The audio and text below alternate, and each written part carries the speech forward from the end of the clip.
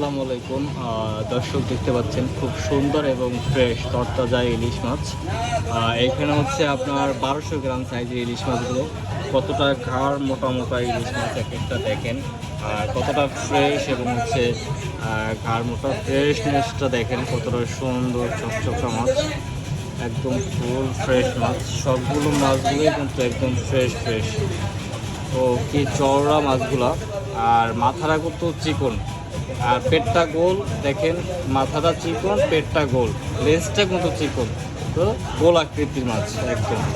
তো দেখেন আসলে এই মাছগুলো এক ভাই আসলে অর্ডার করছেন কিছু মাছ, তো তার জন্য আসলে এই মাছগুলো সংগ্রহ করা। তো আপনাদেরকেও সেই জন্য দেখাচ্ছি যে আসলে কি মাছগুলো আসলে সংগ্রহ হয় আমাদের।